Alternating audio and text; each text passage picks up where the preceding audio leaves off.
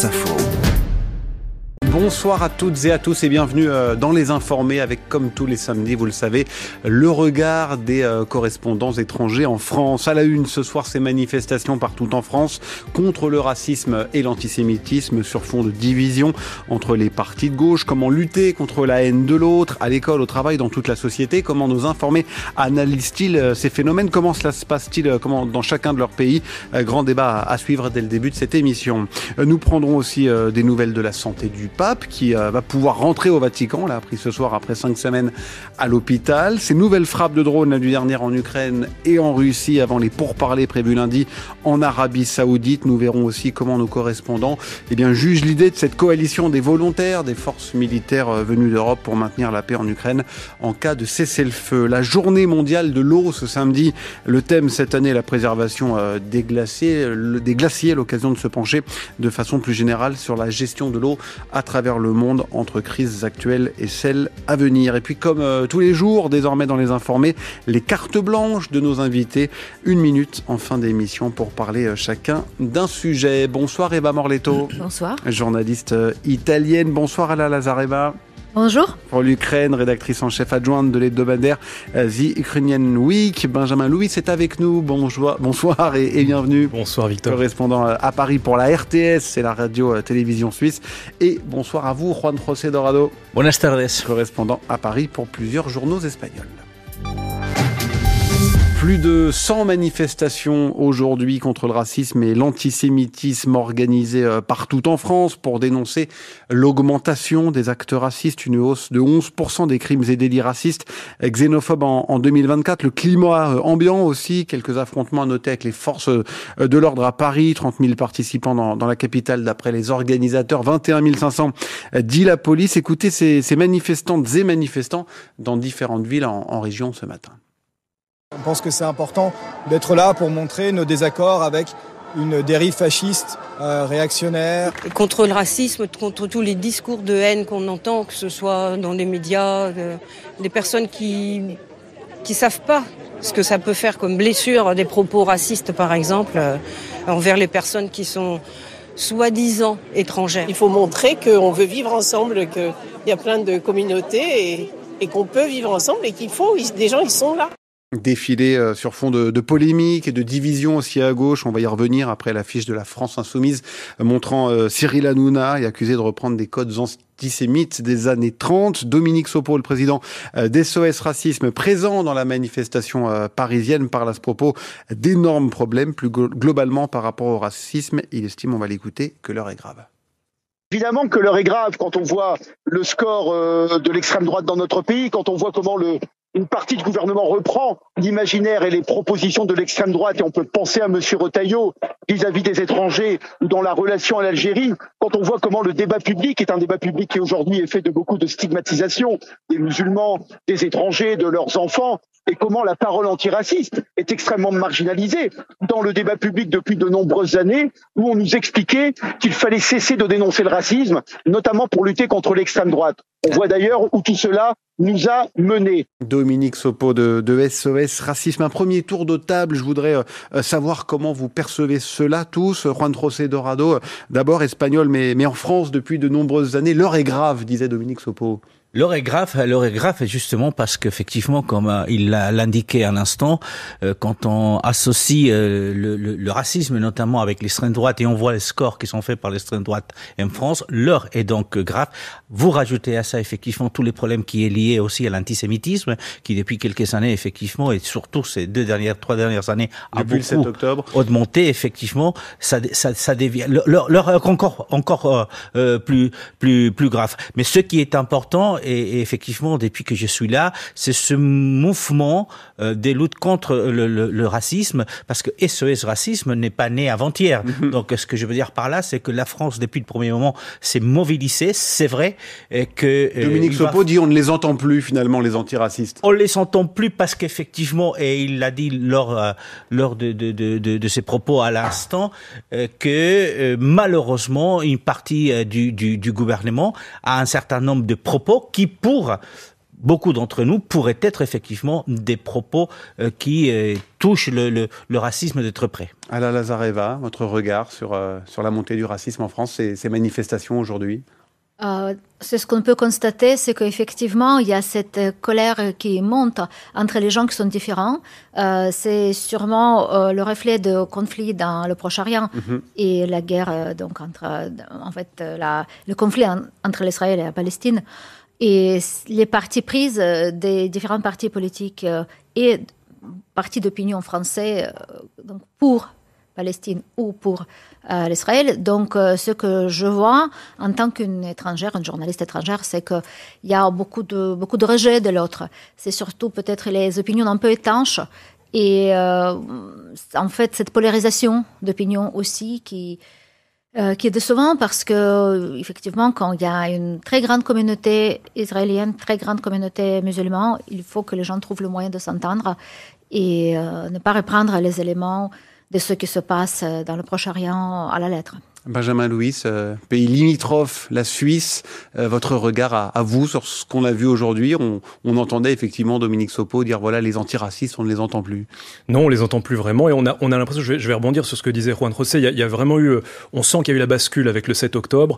La situation du discours raciste ou d'un discours décomplexé était quand même déjà assez corsée en France avant le 7 octobre, mais vraiment il y a eu une bascule qui s'est opérée. On sent aussi, on a beaucoup parlé de cette fenêtre d'Overton et effectivement dans le discours politique, on sent que la fenêtre d'Overton s'est bien élargie. Rappelle ce que c'est cette fenêtre d'Overton. Alors c'est ce qui est admissible en fait de dire qu'est-ce qui est jugé comme étant choquant ou pas choquant. Vraiment, je réduis la définition, hein, mais disons, on sent que cette fenêtre, elle s'est élargie tant à gauche qu'à droite. Enfin, tant à droite qu'à gauche. On s'attendait plus à ce qu'elle s'élargisse à l'extrême droite, mais elle s'est aussi élargie à l'extrême gauche.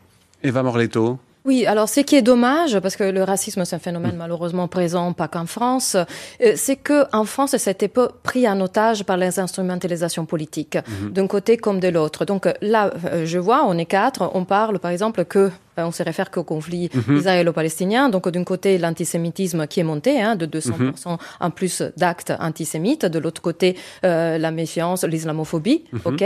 Mais on ne parle pas de toutes les autres formes de racisme qui sont autant importantes et autant présentes en France. Par exemple, on peut citer le racisme anti-asiatique. On n'en parle jamais. Aujourd'hui, c'est la journée contre le racisme. Donc, il faut aussi élargir un peu le discours. On a une racisme qui est parfois plus subtil, mais qui est bien présent, qui, disons, parfois est même un racisme positif, dans le sens qu'on a, par exemple, l'image des Asiatiques comme des personnes très travailleuses, etc., c'est qui les portent parfois à être exploités. Et du coup, et de ça, on en parle très, très peu. C'est des discours qui sont véhiculés, des préjugés oui, mais de ça, on en parle très, très peu, on en parle de moins en moins. Donc, en effet, oui, on n'entend plus les antiracistes, on parle d'un antiracisme, mais politisé. Et ça, c'est plutôt dommage. Et on l'a vu aussi, par exemple, dans la manifestation de le 8 mars, sur la lutte, la journée de la femme, donc des droits des femmes. Là aussi, c'était pris en otage par aussi les représentants contre les conflits israélo-palestiniens. Et du coup, on a moins entendu d'autres revendications qui pouvaient être autant importantes et qui sont restées un peu en sourdine.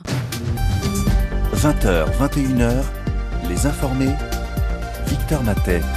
Avec donc ces dizaines de milliers de personnes qui ont défilé aujourd'hui en France, un peu partout, contre le racisme, contre l'antisémitisme. Je voudrais maintenant que l'on s'intéresse à ce qui se passe dans chacun de vos pays à propos également de ces thèmes. Juan José, on assiste aussi en Espagne à une hausse des actes racistes. On se souvient du débat très animé en 2023 qui avait enflammé le pays après les cris de singe qui avaient visé Vinicius, la star du Real Madrid, le club de foot. Effectivement, ça touche effectivement surtout le monde des sportifs espagnols et le football, comme vous le signalez, mais on est très loin des chiffres qu'on connaît en France. C'est vrai que, par exemple, les actes antisémites n'ont pas du tout grimpé comme ils l'ont fait en France. C'est vrai qu'il y a beaucoup moins, la population juive en Espagne est beaucoup moins importante qu'en France, mais en pourcentage, on est très loin des pourcentages qu'on arrive à avoir en France. Par contre, effectivement, il y a des actes racistes qui ont augmenté, c'est par rapport à la population musulmane. Ça c'est une réalité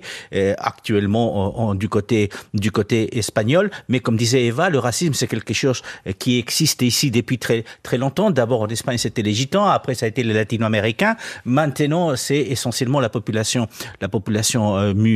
musulmane.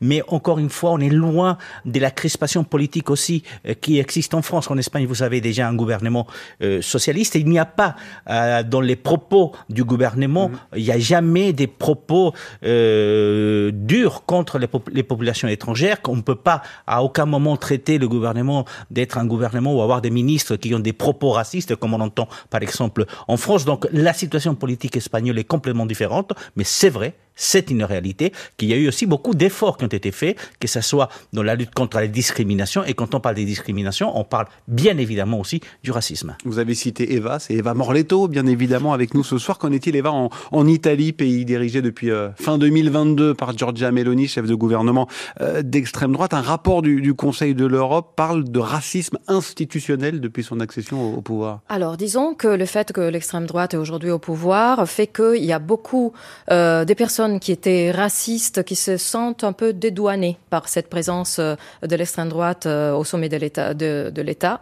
Et certainement, ça a facilité une prise de parole plus décomplexée sur ces sujets. Mais il y a aussi un rapport de l'ONU qui est sorti l'automne dernier, qui classifie vraiment des poches de racisme en Italie, surtout dans certaines institutions, que ce soit la police, par exemple, avec une augmentation de contrôle aux faciès, donc de discrimination qu'on porte vers la population africaine et maghrébine sur les contrôles de police. Le système judiciaire, donc si vous êtes africain, d'origine africaine, vous avez beaucoup plus de possibilités d'y faire une détention préventive plutôt qu'une personne blanche. Et également, vous avez beaucoup moins de possibilités, en revanche, d'être libéré sous caution que par rapport à une personne blanche. Ça, c'est des statistiques.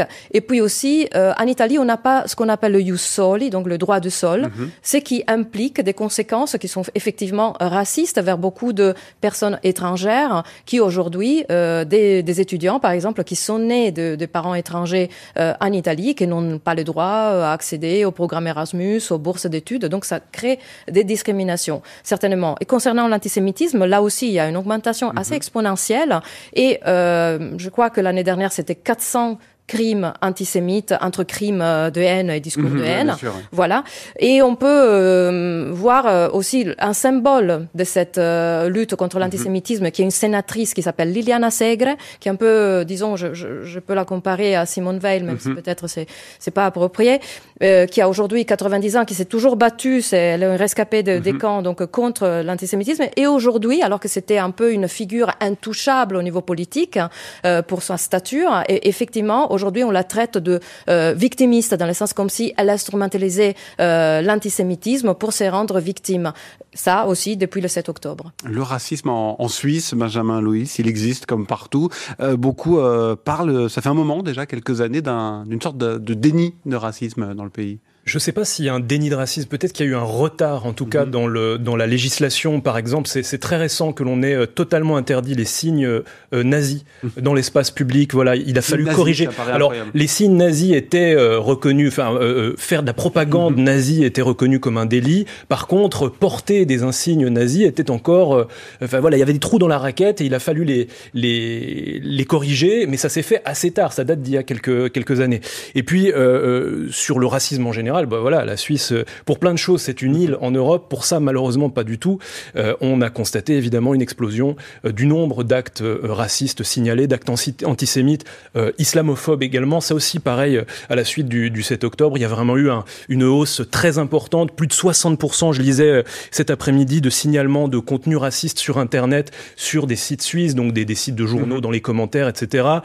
Plus de 20% de signalements au niveau fédéral des actes racistes. Et puis également dans les écoles, ça c'est une préoccupation apparemment, dans les échanges WhatsApp entre élèves, il y aurait de plus en plus de propos racistes anti-noirs notamment. Finissons ce tour de table avec vous, Alla Lazareva. Le racisme en Ukraine, on en avait beaucoup parlé il y a 3 ans au moment de l'invasion russe, avec, on le disait à l'époque, une différence de traitement en quelque sorte entre les bons réfugiés et les mauvais migrants. Est-ce que la guerre a exacerbé le racisme dans le pays ?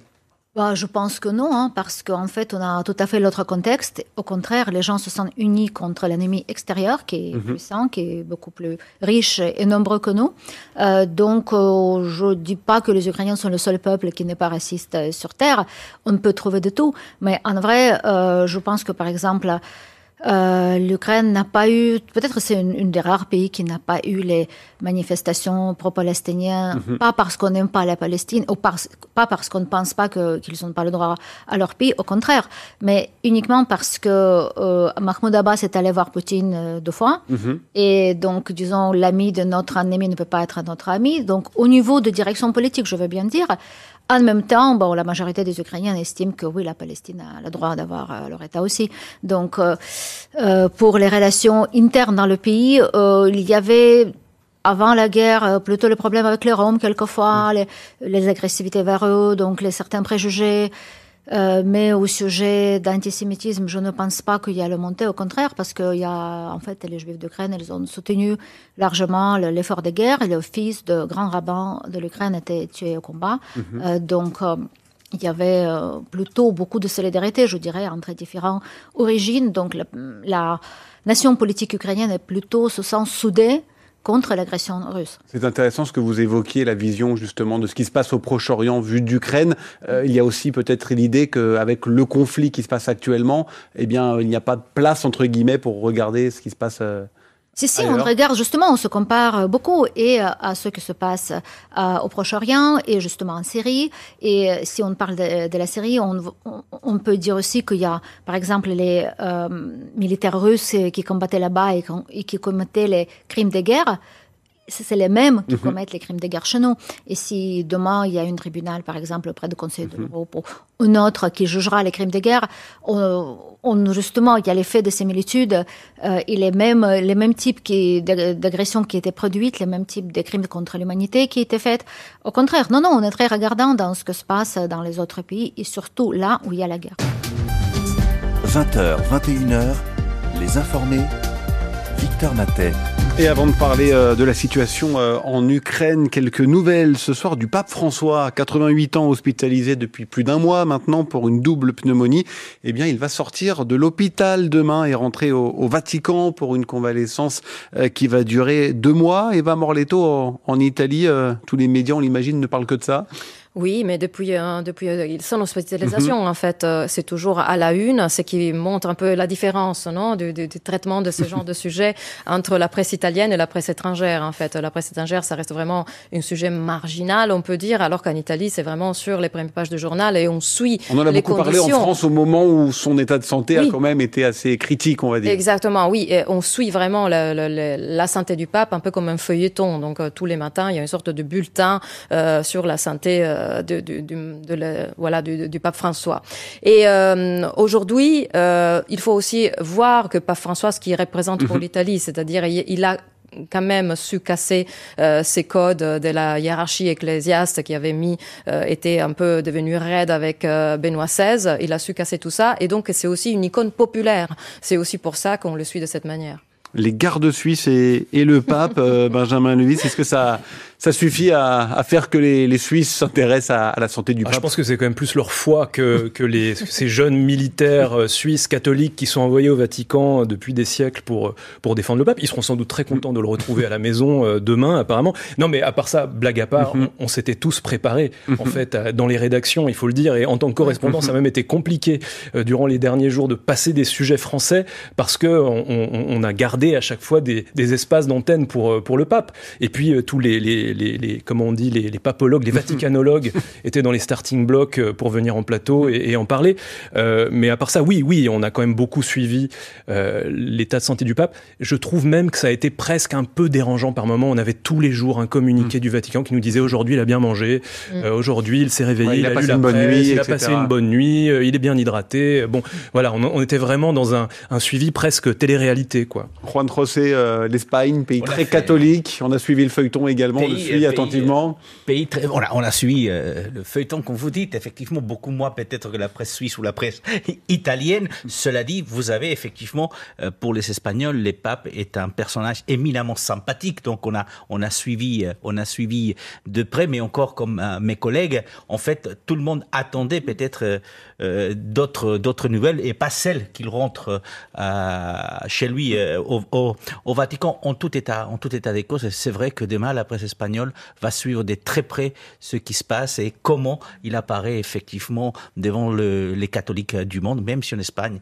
étant un pays très catholique par le passé, il y a beaucoup moins aujourd'hui de baptêmes, de mariages et beaucoup plus de divorces.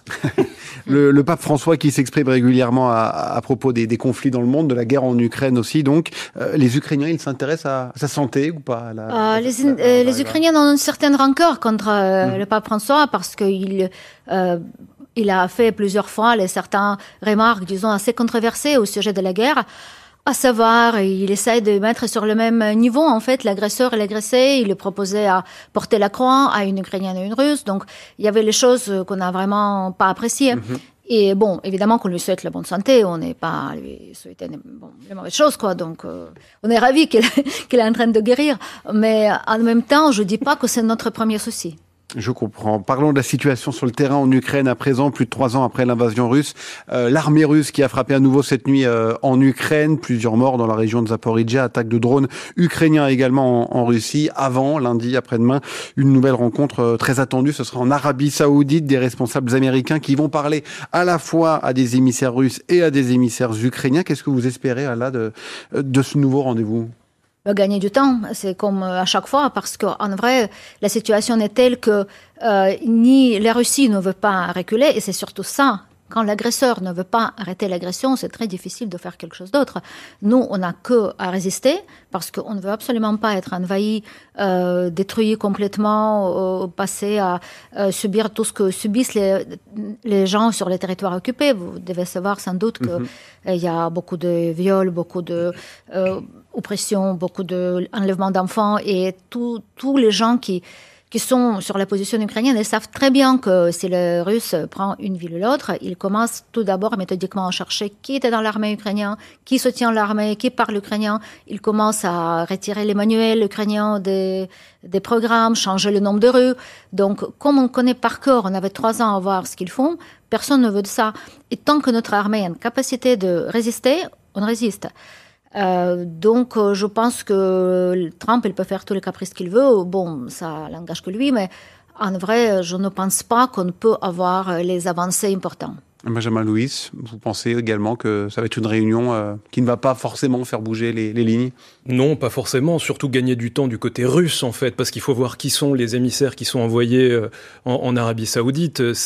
Alors du côté russe, c'est des sous-fifres du ministère des Affaires étrangères, dont un d'ailleurs qui était celui qui avait promis que l'opération spéciale durerait 3 jours, qui s'est retrouvé probablement en prison pendant plusieurs mois, voire années, et puis qui ressort maintenant dans cette mission-là. Donc franchement, il n'y a pas grand-chose à attendre. On sait très bien que cette négociation, elle se fait entre Vladimir Poutine et Donald Trump. Les Ukrainiens se sont mis dans une espèce de bonne volonté totale pour essayer de trancher avec ce qui s'était passé dans le bureau ovale.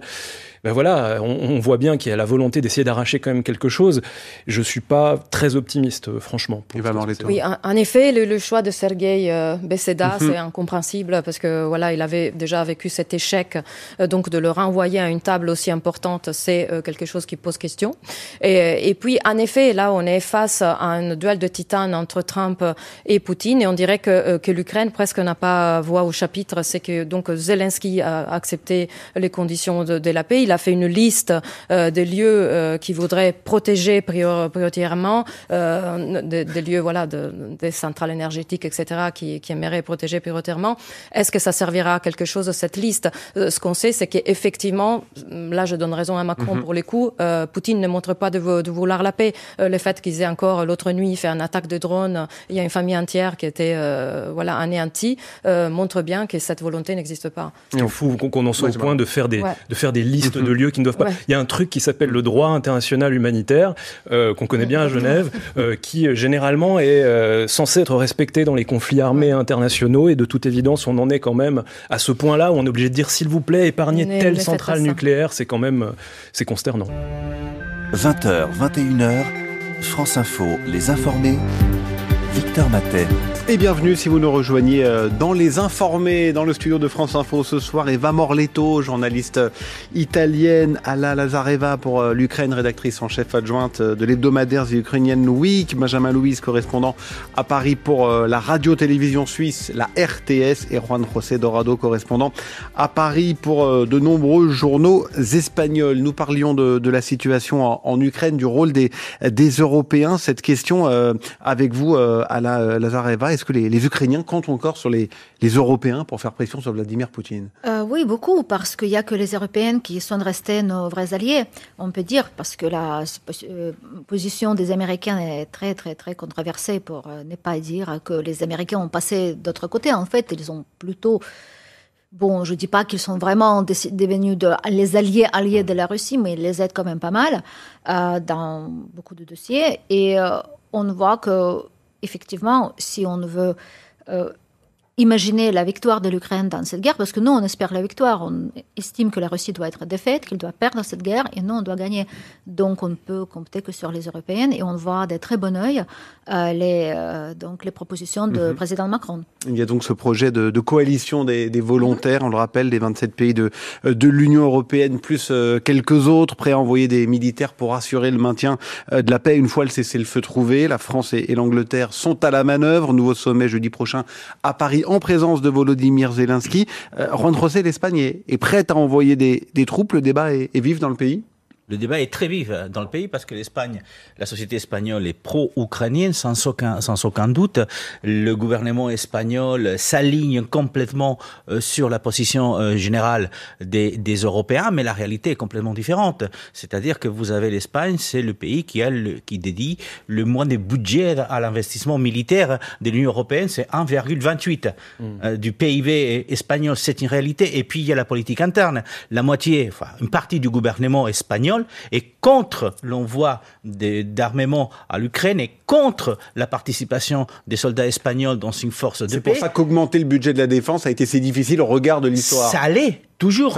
Ça l'est toujours, puisqu'il y a plusieurs ministres du gouvernement espagnol qui voteraient contre l'investissement des 2,5 milliards cette année dans l'armée. Donc effectivement, l'Espagne, politiquement, elle est alignée sur la position européenne, mais la réalité est complètement différente à l'intérieur de ce gouvernement. Et donc, on ne peut pas dire aujourd'hui que l'Espagne aura vers une éventuelle paix des soldats espagnols en Ukraine. C'est impossible de le dire aujourd'hui. De l'Espagne, passons à l'Italie. Eva Morletto, pas question pour l'instant pour Rome d'envoyer des militaires dans ce cadre-là. En tous les cas, le gouvernement était prêt à le faire avec l'appui des Américains, mais pas comme ça aujourd'hui. Pas tout seul, mais en même temps, il y a beaucoup de politiques qui sont là pour le coup, il y a une fracture à droite et à gauche parce que la gauche, en revanche, serait pour l'envoi des troupes, serait pour le réarmement européen et pour cette coalition. C'est pas le même cas, c'est pas les mêmes,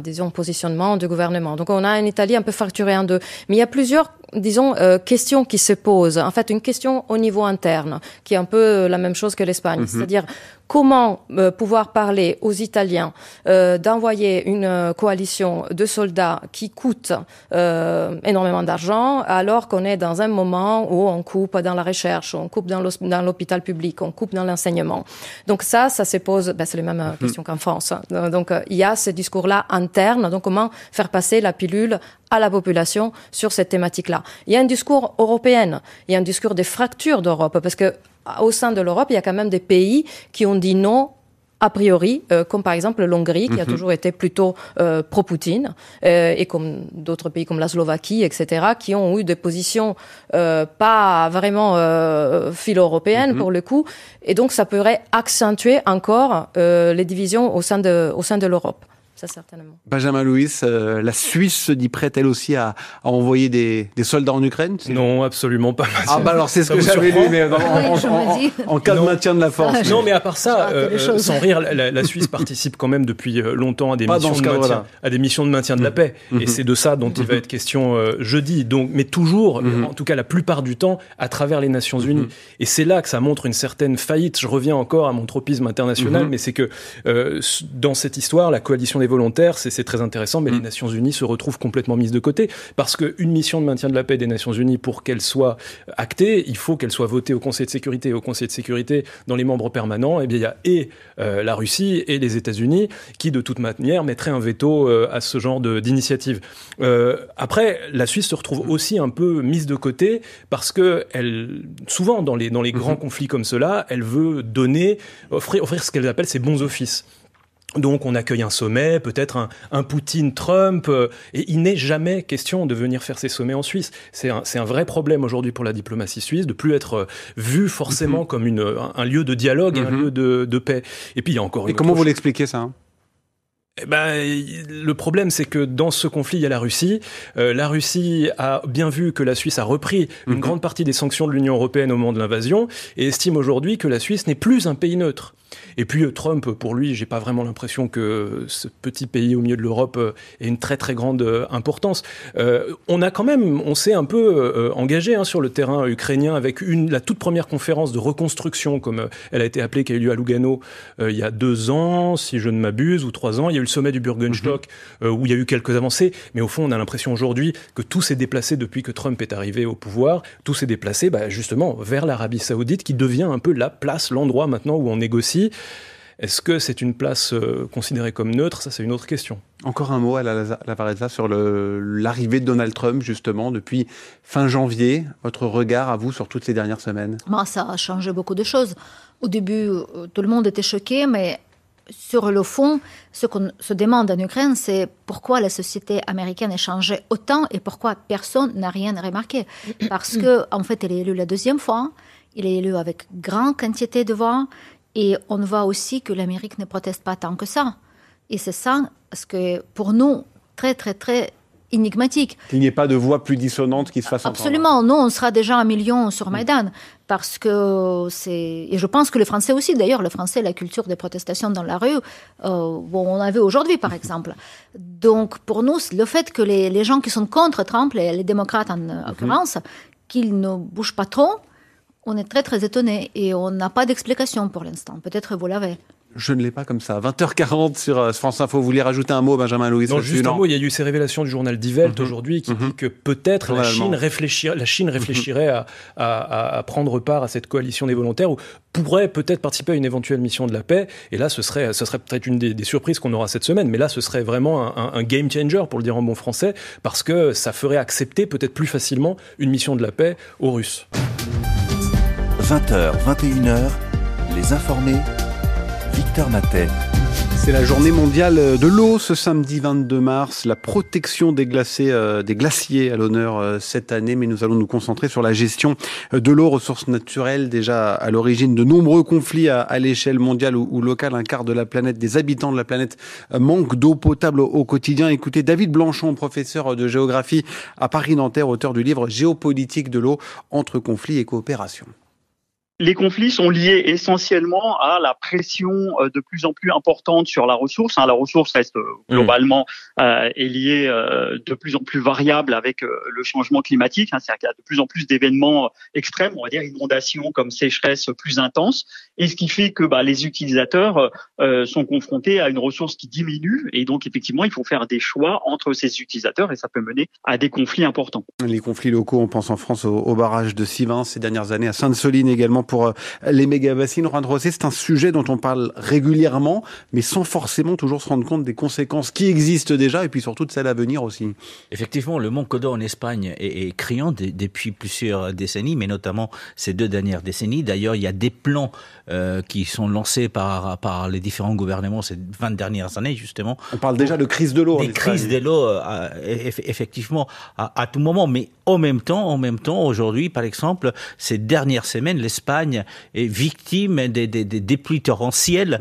On se rappelle celle de l'époque de Valence, du mois d'octobre, fin octobre effectivement, mais encore ces derniers jours, la région de Valence a été touchée par des fortes pluies torrentielles. Donc le problème aujourd'hui, effectivement, c'est un problème sur lequel on travaille depuis des années. Vous parlez effectivement, parce que c'est la journée mondiale des protections des l'eau, et notamment la protection des glaciers. Mais le glacier le plus important espagnol, qui est celui de l'Aneto, pourrait disparaître complètement en 2035, c'est-à-dire après-demain.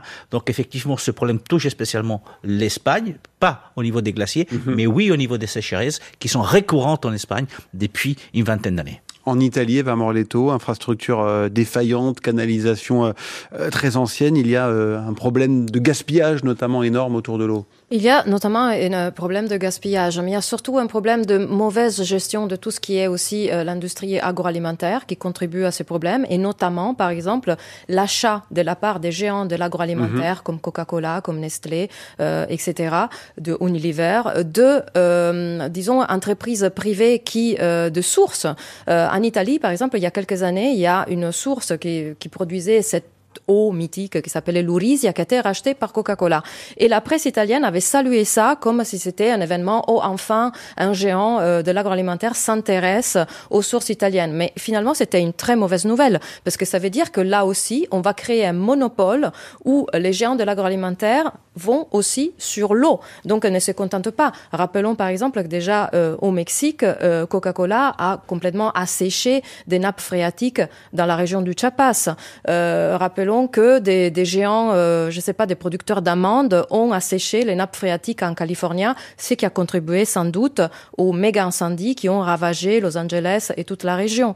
Les mêmes géants de l'agroalimentaire font la même chose en Inde, où aujourd'hui on a les aqueducs qui sont surveillés par les militaires. Donc il faudrait en effet repenser à la gestion du marché international, pas seulement en Italie, pas seulement en Espagne. En Espagne, il y a les problèmes des serres, dans le sud, en Andalousie, en général, pour voir. Et aussi, les mêmes industries agroalimentaires, c'est celles qui produisent les pesticides qui vont saliniser et polluer les nappes phréatiques. Et là, ça rajoute encore un problème. Ah là, en Ukraine, l'eau est un des enjeux importants de la guerre. Depuis le début, les ouvrages hydrauliques, notamment, sont pris pour cible. Exactement. Notre problème, c'est surtout lié, encore une fois, à la guerre, du fait que toutes sortes d'armes tombent sur nos terres et polluent nos terres et nos eaux. Il y a aussi le fait que il y a 2 ans, je crois, les Russes ont fait sauter la centrale hydrocentrale de Kakhovka. Et c'était aussi une horrible catastrophe, y compris écologique. Et trouver les remèdes rapidement, tout en restant sous bombardement quotidien, c'est quand même un défi extrêmement important et extrêmement difficile. Donc on est plus dans la problématique de pollution et de eaux qui sont infectées en fait par toutes sortes d'armes. Ce sont des choses dont les Ukrainiens parlent beaucoup. Beaucoup. Il y a beaucoup par exemple, les villes-villages qui sont proches de front, où on envoie beaucoup de l'eau potable. Nos bénévoles qui aident l'armée et aident la population qui habite à côté de zones de combat, l'envoi contient souvent les grandes bouteilles d'eau potable. En Suisse, Benjamin, des problèmes aussi, mais la Suisse sans doute meilleur élève que beaucoup d'autres. Je suis pas certain, mais pour revenir à la question des glaciers, la Suisse c'est connu comme étant le château d'eau de l'Europe. On a 1400 glaciers, sauf que, pareil, ils sont en train de fondre. Ils sont en train de fondre de manière beaucoup plus rapide que ce qu'on imaginait.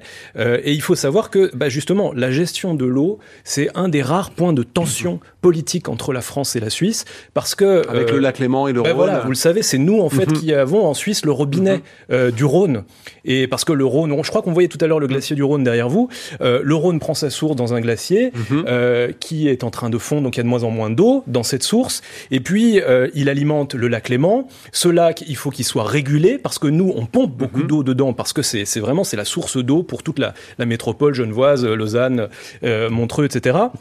Et puis, dans les années 80, à Genève, au centre-ville de Genève, on a construit un barrage qui s'appelle le barrage du Seget et qui est vraiment, alors il n'est pas très très grand, mais il est le robinet du Rhône qui ensuite poursuit toute sa course en France. Le problème, c'est que comme il y a de plus en plus d'épisodes de sécheresse, il y a eu 2-3 épisodes dernièrement, au cours des dernières années, où le niveau du Rhône a beaucoup baissé parce qu'il a fallu garder beaucoup plus d'eau dans le lac. Je deviens un peu compliqué, mais vous allez voir, Non, je suis bien. Non, vous allez voir.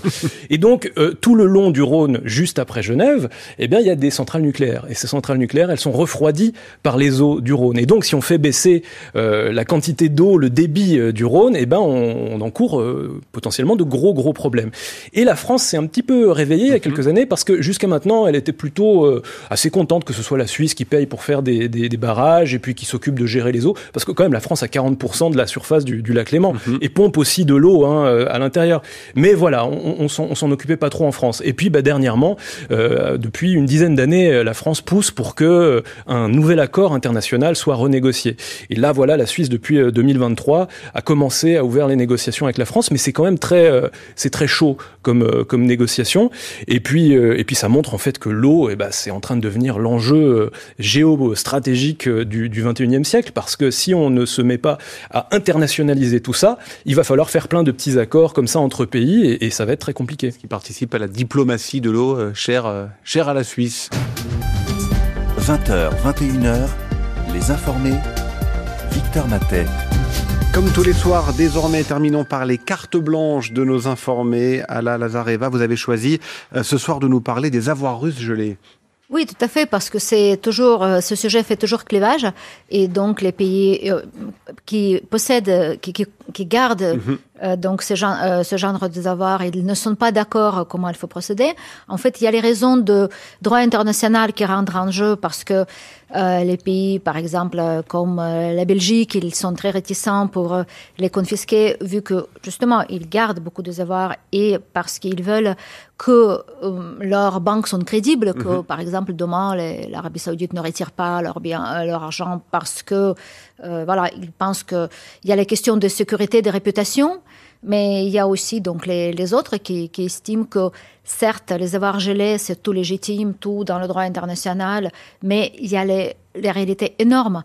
Il y a la violation du droit international qu'a mentionné mon collègue suisse, qui est tellement immense que par rapport à ça, voilà, si on regarde les proportions, les questions de confisquer ou pas les avoirs russes pour commencer déjà aider l'Ukraine, vu aussi la situation. La question de leur utilisation, de l'utilisation tout à fait. De ces avoirs. Donc, qui est important. Et donc, je pense que effectivement, la solution peut-être doit être plus courageuse, plus radicale, et que la Russie ait parfaitement mérité le fait que ces avoirs sont confisqués au profit de l'Ukraine. Définitivement. Eva Morletto, avec vous, l'histoire de ce chercheur français refoulé des États-Unis. Tout à fait. Ça m'a particulièrement frappé parce que, alors, ces chercheurs arrivent, en fait, on fouille dans un contrôle un peu aléatoire son téléphone et on trouve des critiques sur Donald Trump et on utilise le mot terrorisme pour justifier le fait qu'il est renvoyé en Europe.